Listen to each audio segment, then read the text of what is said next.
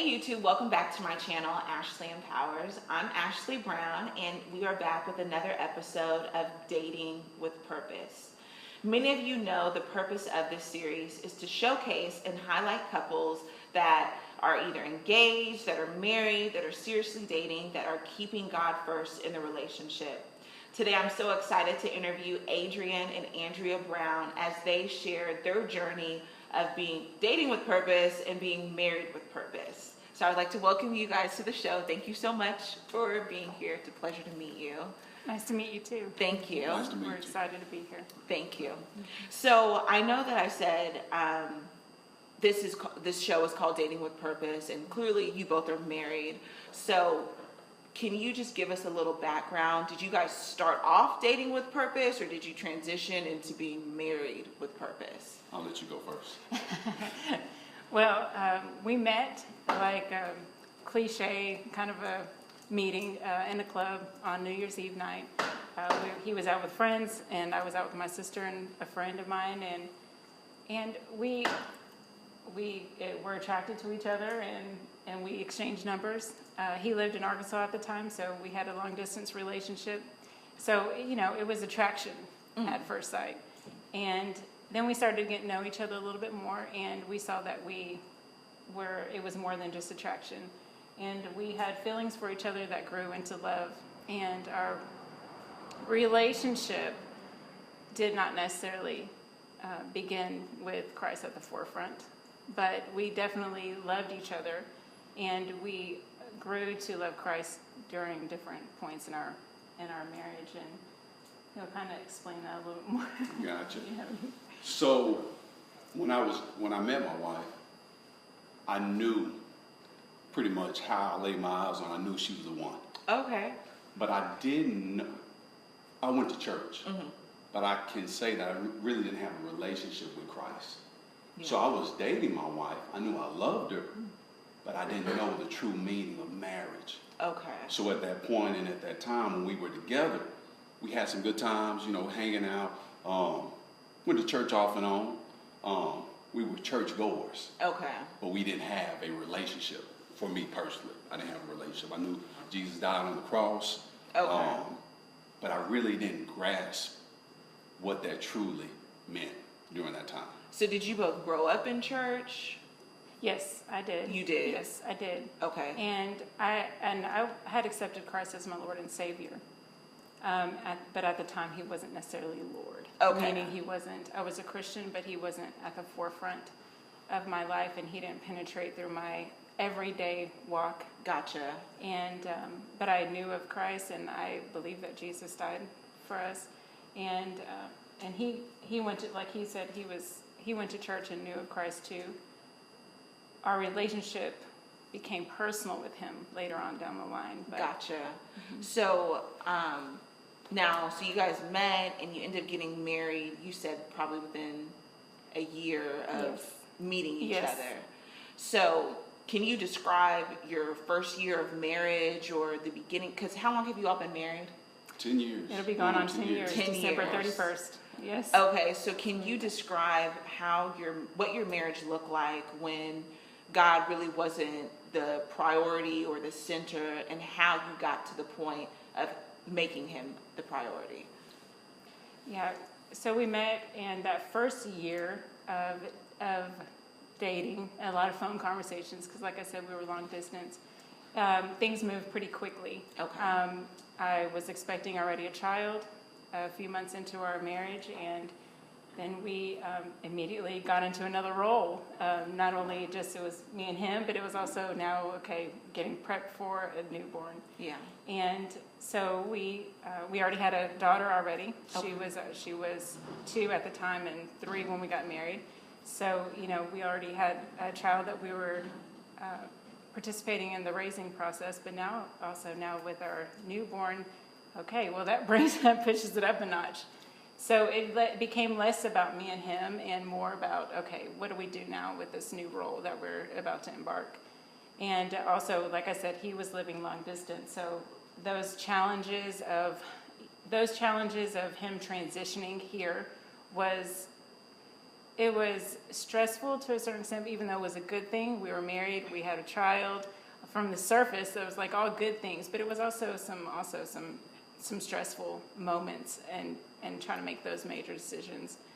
And with that, there was a lot of confusion starting to embark in our marriage, identifying who we were as a couple, identifying who we were now with this new role of parenting that we're now getting into. Yeah. And that's where we saw it creeped in. Okay. Because with that fatigue, with that confusion, all those things are not from Christ. Yeah. We were starting to get into more conflicts due to that, and so that it moved very quickly. The sequence of events there moved very quickly, and despite that, we had a blessing. Our child was born. Mm-hmm. We did love each other, and yeah. So, Adrian, when at this time where you guys were really, it sounds like in a transitional period, Right. and the stress was a little bit more high. What was your take on it? Like, did you have the mindset of, okay, we're going to get through this? Or did you guys ever have the mindset of maybe this is just not working? I think it was, for me, basically, I was confused. Okay. I mean, everything was going 100 miles per hour. I have a little girl. She's roughly about 3 at this time. I have a newborn on the way. I'm trying to get my job to transfer me to this new location in Dallas. So everything is new for me. So I'm just trying to hold on and just trying to find guidance and direction during this time.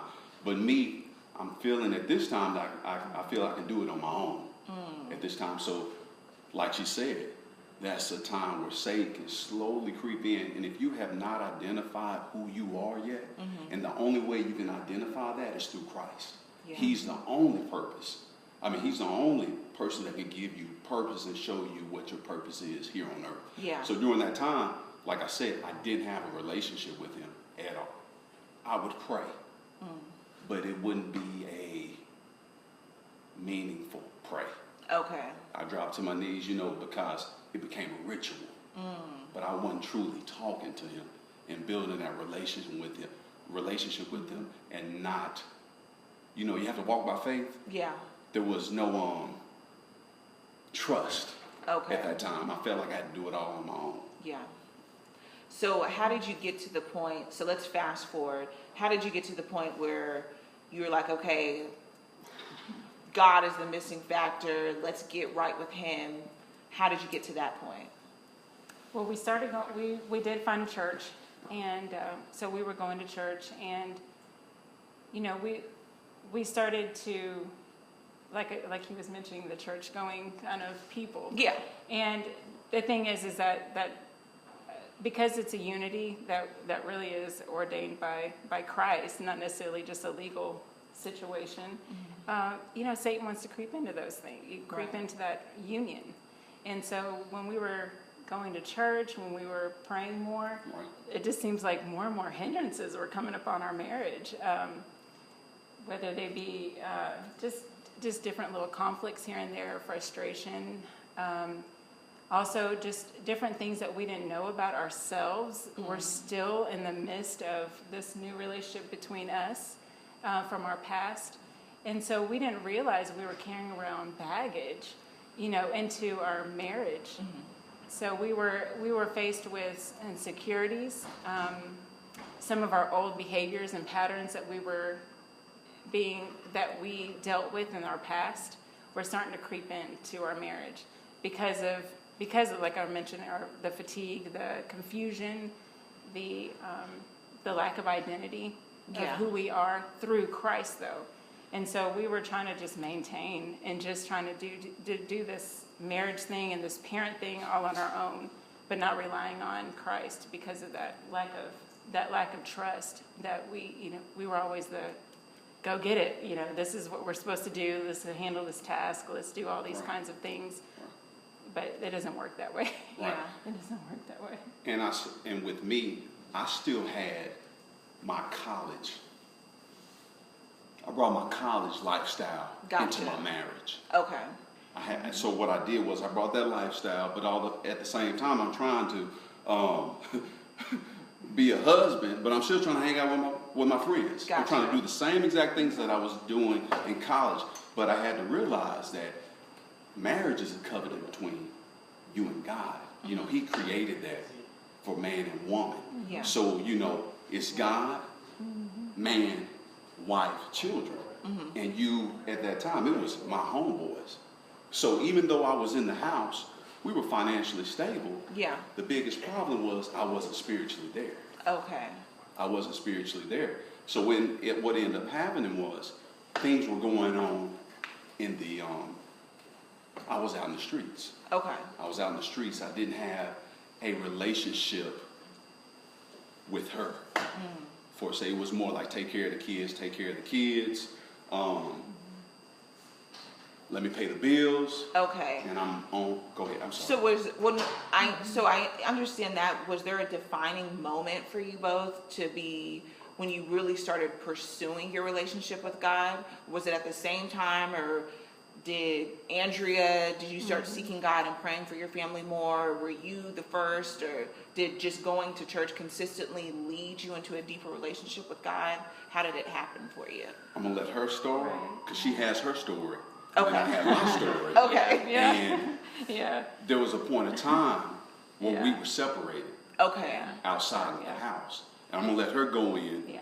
And then I'll kind of go in Yeah, so that was our big shebang, that trial that came in our marriage, that it wasn't just little hiccups, it wasn't just little conflicts.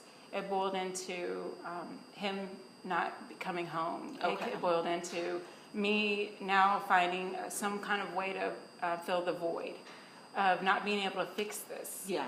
And there's no way that you can control a person. There's no way that you can fix someone's heart. And so I was just exhausted. I was tired. I was exhausted. I was mothering. Yeah. I was trying to do all the things that a wife does in the home and things like that, as far as trying to just maintain and hold on, and also working. Yeah. And so all of these different roles that I played personally, I couldn't hang on. And my anchor, unfortunately, was the wrong anchor. It was numbing out. Just to be Okay. honest with you, I was numbing out with alcohol. I can't really say I was an alcoholic. I didn't have necessarily a disease. Right. But I definitely was seeing that was a pattern. That glass of wine was necessarily, it was like a pattern for me, you know, and that wasn't a typical behavior. And so basically I was just trying to find other substitutes to just hold on and maintain and just be able to cope with what I was going through. It was very stressful. And still put on a smile, you know. So everyone on the outside, nobody knew about those things, and that was another big weight on my shoulders. Okay. Nobody, my family, my friends, and so nobody knew the struggles that were really going on behind the scenes in our marriage. And so that was I think one of the hardest parts, just to have that mask and have that that fake portrayal of what our family dynamics was really like. Yeah. So what led you to a deeper relationship with Christ? And because of that fatigue, ultimate fatigue, I just said, you know, it was by myself, and this was a time when he wasn't actually in the home. Okay. He wasn't. He was staying with a friend of his, and so I was at home, and I remember I was just putting my kids to bed, and I just said really just out to myself in my room. I just remember just crying out to God and say, I cannot do it any longer. Yeah. I can't do it by myself. I don't know exactly what the outcome is going to be. I know it can't be my will anymore. Okay. I need you to come through and just give me some type of hope. Yeah. Give me some type of way through, because it was very dark. So I needed some type of light. And so I didn't know what to say. It wasn't like a prayer, like a prayer of one of those long prayers that you might see like in people in church and things like that. But it was just me and God, and that was the first time I just talked to him and just asked him, what do I do next? I really, literally did not know. Yeah. I know my mind was really thinking, well, I mean, it looks like this is kind of headed towards divorce, and I really contemplated that, and I was starting to even research, you know, what my options were for divorce, because I thought that was pretty much where it was going to lead. Okay. I just didn't see any outcome other than that. Yes. And that's what led me to that point where I said I could not do it without, I can't do it without some type of direction other than my own at that point. And Adrian, what about for you? So during this time of separation, during your time of separation, was that the time where you really started seeking God, or did you guys get back together and then you noticed yourself wanting to develop a deeper relationship with him? So I think, honestly, because of her prayer. And I know that she went back and she was telling me now that once I got back in the home, she was saying that she was praying over the house all the time. Okay. And she would still put up like pictures of family. And she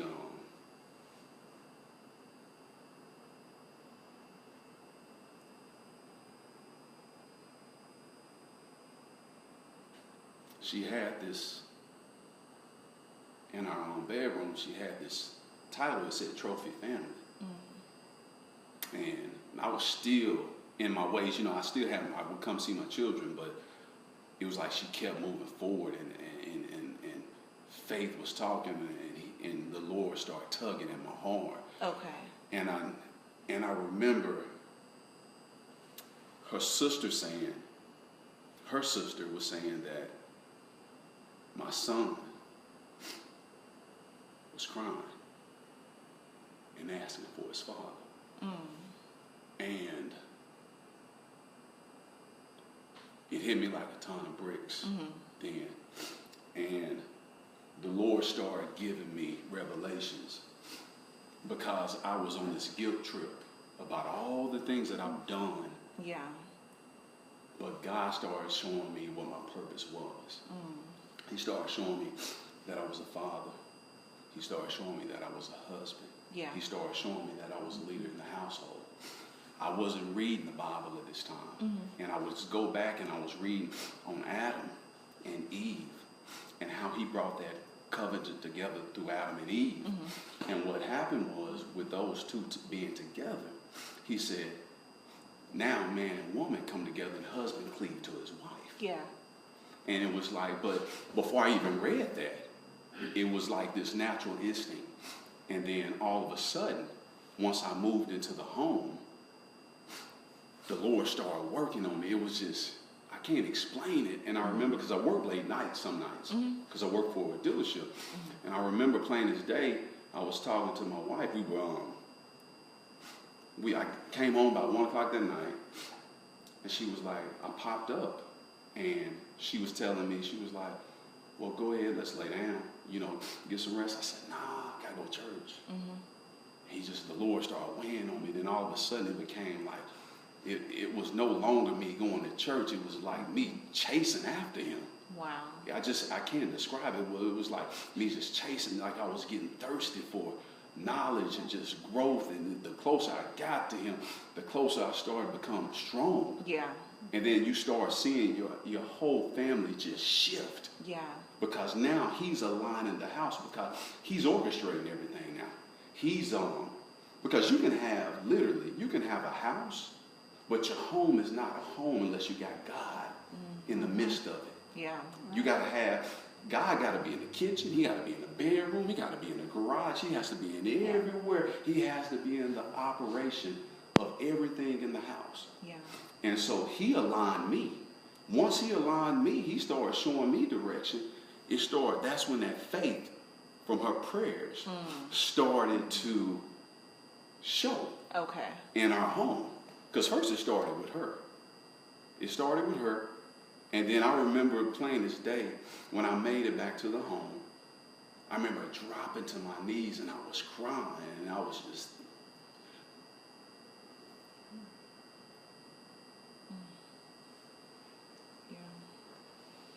thanking him for his mercy. Yeah.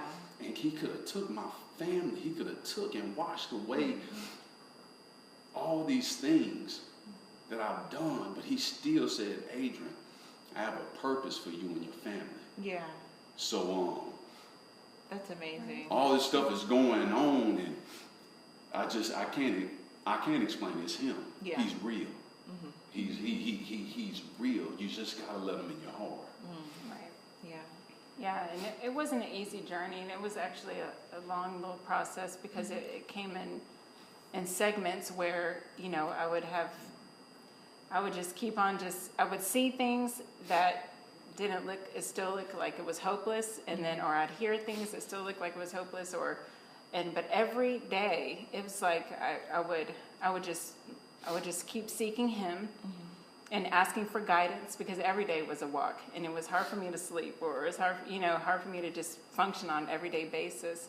And so it became easier every day, because as I kept seeking him, he just kept saying, I felt in my heart, it wasn't a lot of profound words or anything like that, but it was trust me. It was internal, and that trust me hit me, and I never let go of it, and that became my anchor. Instead of the other things that I was seeking that would numb me out. I was becoming more in tune with, okay, you're here. You're in the midst of my family. You're in the midst of things. I would pray for my children to fill any kind of voids or comfort them during our process. I would continue to pray for my husband, because, like I said, we were living apart for about a few months.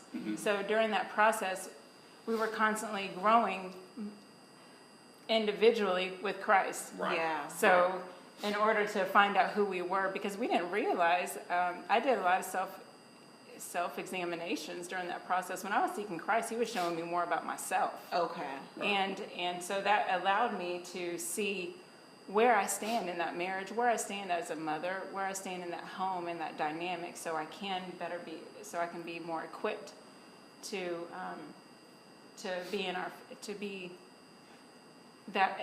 in that role of submission to God. Yeah. So and to my husband. yeah. No, that's amazing. I think you guys have an amazing story of restoration, and I just praise God that he did work on you both individually, and that you guys are still a unit. So now, approaching almost your 10-year anniversary, where would you say you're at now in your relationship? Right now, we're strong. Yeah. We are strong because we know who runs this marriage. Yeah. We go back and I go back and I read. I like Ephesians chapter 5, where it talks about the instructions of the wife, the husband. Yeah. But the key thing is, and this is so true, he says that you have to give reverence to God first before you can do anything. You have to honor him. You have to worship him before he can even start to get in there and just start turning your house around. Right. See, he brought me to my knees. Yeah. See, I had to ask for mercy on my heart, mercy from him. As soon as I came to him, like I said, he started showing me things. And now it's not me necessarily reading scripture. It's inside of me. Right. That's a totally different thing, because you can read scripture and you can say, hey, this is, but you know what? What does it say? Love your husband loves your wife like Christ loved the church. Yeah. It says that, but it has to be in your heart. That has to truly be in your heart. You got to really meditate on that and understand what he's saying. You got to understand what Jesus did for us on the cross. Jesus went through some things. He's saying to love my wife that way. Yeah. And he says, love her like you love your own body. Well, at that time, that kind of self-reflected on it. I didn't love myself. I didn't love myself. But you know what? Once I built that relationship with Christ, I was able to see her through his eyes. Yeah. And that allowed me to love her the way that I needed to love her. Yeah. My children, and it just carried on throughout the house. And so once he touched me in a place that he never touched me, which was on my heart, I just couldn't let go of that thirst for him. Yeah. That's right. Yeah, that's amazing. And okay, so the last question that I want to ask before we wrap up, I want to ask you each a question. The first question, Andrea, just what advice can you give to women who are in similar who are in similar situations to what you've experienced, that struggle with forgiveness of their spouse, of maybe things that have happened in the past? Yeah, and forgiveness does take time, but the focus is not on the other person. The focus is not on the spouse. It's about knowing that Satan is out to kill, steal, and destroy. So that principality is right there. Is what you're attacking. You're attacking the enemy. Yeah. You're not looking at just the vessel. So knowing that is what gives you power. Knowing that you can't do it on your own. Those go-getters that have always fixed everything, because that used to be me. Yeah. And it doesn't work. It doesn't work against the enemy. He will defeat you without Christ. So he is the source of your strength. He is the source of. He gives you hope. He is your refuge.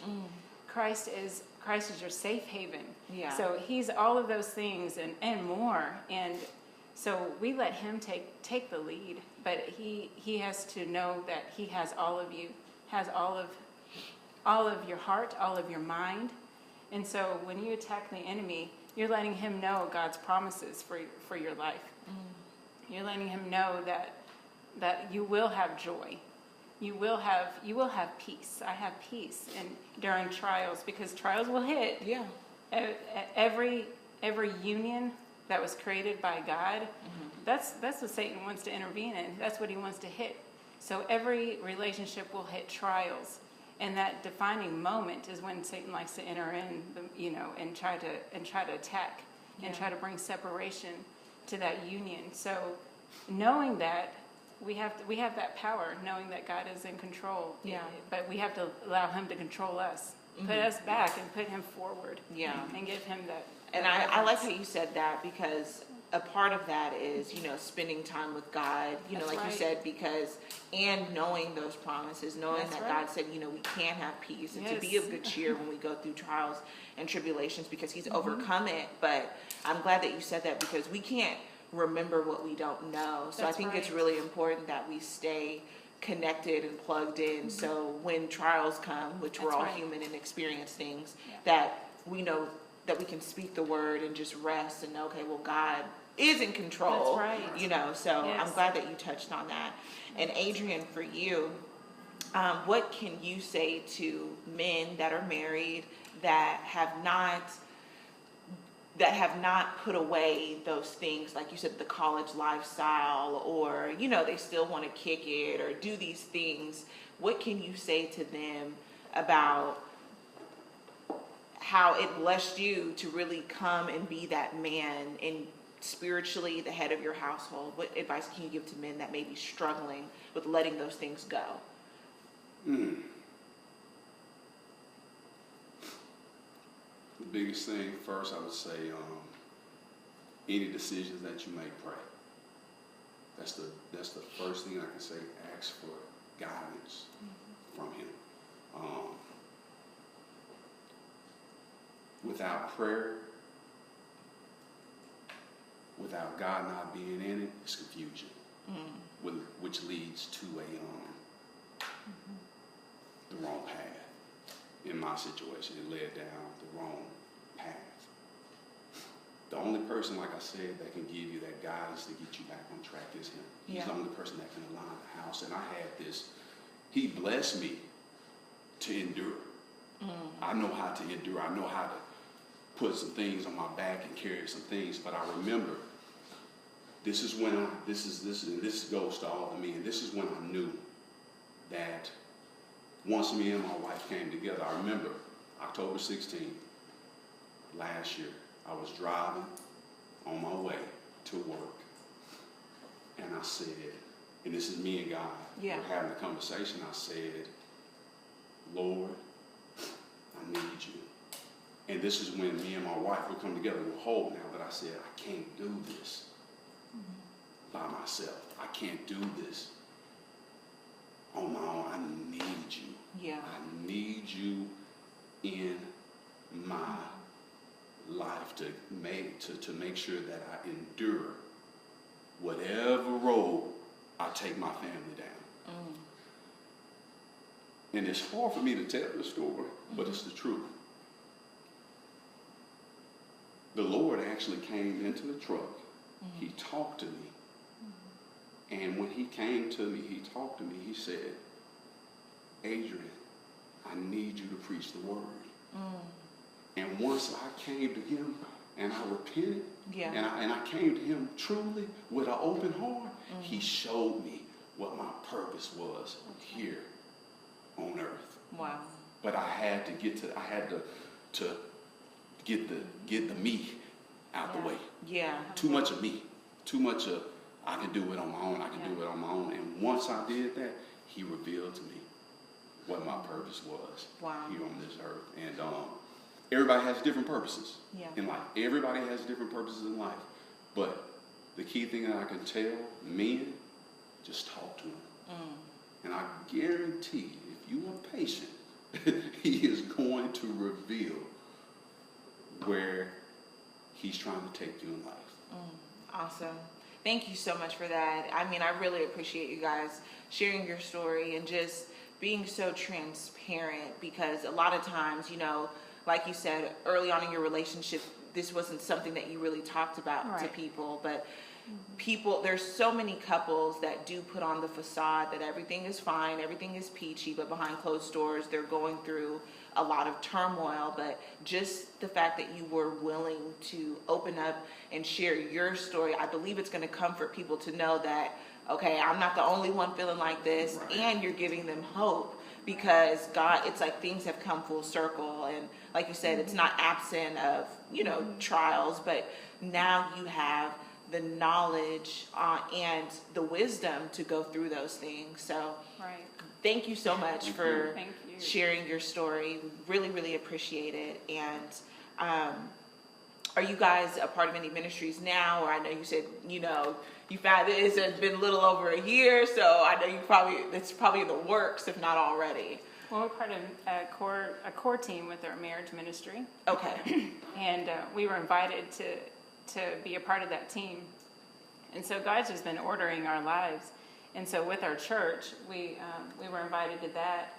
And you know, he has in the making of speaking to men in particular. You know, just because the focus is on family dynamics and where the roles are. And it starts for Christ goes to the head, you know, of the home, and that's where Satan wants to hit. He wants to take the head off, so the body is not functional. Absolutely. And so, where can people reach you guys? Are you guys on Facebook? Is it just Adrian and Andrea Brown, or? We're really we're not. You know, at this point, we're not. Our church is New Beginning in Mountain View, so we serve there. Beautiful Pastor Thomas. So we're just taking our time. Awesome. Yeah, and the Lord, He's gonna guide us. Yes. Yeah, so there's So if somebody wants to reach out to you, how can they do that? Maybe just comment on the video and. Yes, that'll be good. We'll do that and we can connect you all. Okay, perfect. So thank you so much. Thank you. Thank you everybody for tuning in to this episode of Dating with Purpose. We truly hope that their message and their journey that they shared has blessed you and inspired you. If you know anyone that could use hearing this message, feel free to share it with them. And if you haven't already subscribed, be sure to subscribe so you can see other couples that we will have featured on this show in the future. Thank you so much, and we will see you next time.